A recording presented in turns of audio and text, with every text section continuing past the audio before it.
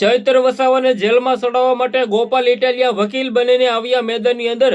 હવે આવશે ચૈત્ર વસાવા રાતોરાત જેલની બહાર. શું સૌથી મોટા સમાચાર મળી જશે પ્રોપર તમને બધા લોકોના વિડીયોની અંદર બતાવવા જઈ રહ્યો છું. નમસ્કાર મિત્રો, એક નવા ઇન્ટરેસ્ટિંગ વિડીયો સાથે તમારા બધા લોકોનું સ્વાગત છે. સૌ પ્રથમ ચેનલમાં પહેલી વાર આવ્યા હોય તો વિડીયો શેર કરીને સબસ્ક્રાઇબ અવશ્ય કરી દેજો. તમે બધા લોકો રેગ્યુલર વિડીયો જોશો પરંતુ સબસ્ક્રાઇબ નથી કરતા. રાહ કોની જોશો, જલ્દીથી સબસ્ક્રાઇબ કરી નાખો જેથી તમારા સમક્ષ આવીને એવી જાણકારી લાવતો રહો. હાલ તમે બધા લોકો જાણતા છો કે ચૈત્ર વસાવાને 7 વર્ષની જેલની સજા થઈ છે. આ જેલની સજાને લઈને અત્યારે ગોપાલ ઇટાલિયા ખુલ્લેઆમ લડી લેવાના મૂડમાં છે. કારણ કે ગોપાલ ઇટાલિયાના ખાસ મિત્ર એટલે કે ચૈત્રભાઈ વસાવા. જો ચૈત્ર વસાવા જેલની અંદર જાય તો ગોપાલ ઇટાલિયા વકીલ બનીને મેદાનમાં આવવું જ જોઈએ. ક્યાંક ને ક્યાંક આમ આદમી પાર્ટીના નેતાઓની અંદર જેટલા પણ વકીલો છે, આ બધા વકીલો અત્યારે ખુલ્લેઆમ મેદાનમાં આવી ગયા છે ચૈત્ર વસાવાને જેલમાંથી છોડાવવા માટે. કારણ કે તમે બધા લોકો જાણતા છો કે ચૈત્ર વસાવા જો જે 2 વર્ષ પહેલા જેલમાંથી બહાર આવી જાય તો ક્યાંક ને ક્યાંક તેનું જે ધારાસભ્યનું પદ છે એ રહેશે, પરંતુ જો 2 વર્ષ વધારે જેલની અંદર રહેશે એટલે કે તે ધારાસભ્યમાંથી પણ હટી જશે.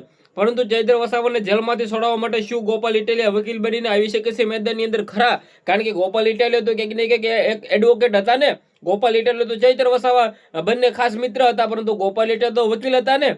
તો શું વકીલ બનીને ખુલ્લેઆમ મેદાનમાં આવે છે અને પડકાર ફેંકે છે અને ચૈત્ર વસાવા માટે કેસ લડશે? હવે મને તો લાગે છે કે આવું નહીં થાય. કારણ કે તમે બધા લોકો જાણતા છો કે વિસાવદરના એમએલએ બન્યા બાદ તેને એડવોકેટ છોડી દીધું હતું. એટલે ગમે એ તમારે મિત્રો હોય કીધું જો એમએલએ બનવું હોય તો ભાઈ તમે જે પાછળનું જે પણ સરકારી નોકરી કરો છો એ છોડવું પડે. એટલે એડવોકેટ તો તેને મૂકી દીધું છે, પરંતુ તે એડવોકેટની અંદર જે પણ તેને કલમ ને બધું મિત્રો તે જાણે છે ગોપાલ ઇટાલિયા. એટલે ગોપાલ ઇટાલિયા ચૈત્ર વસાવાને સહાય તો ઘણી બધી કરશે. કારણ કે ગોપાલ ઇટાલિયા ખુલ્લેઆમ તમે બધા લોકો જાણતા હશો કે ચૈત્ર વસાવા માટે પણ હંમેશા લડે છે. પરંતુ ચૈત્ર વસાવાને 7 વર્ષની જેલની સજા થઈ છે.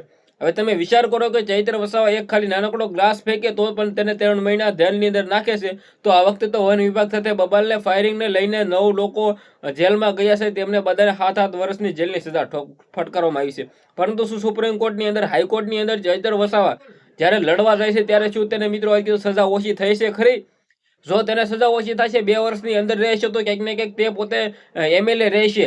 પરંતુ 2 વર્ષની બહાર વટી જાય એટલે કે 7 વર્ષ, 3, 4, 5 જે પણ વર્ષ તે જેલમાં રહે તો ક્યાંક ને ક્યાંક તેનું પદ છે એટલે કે હટી જવાનું છે. પરંતુ ચૈત્ર વસાવા તમને શું લાગી રહ્યું છે કે જેલની બહાર આવશે? શું ગોપાલ ઇટાલિયા તેને જેલમાંથી બહાર કાઢશે? તમારી શું રાય છે? જે પણ હોય કમેન્ટ કરો, શેર કરો. આજના વિડીયોમાં આટલી જ માહિતી. આપણે એક નવો વિડીયો મળીએ.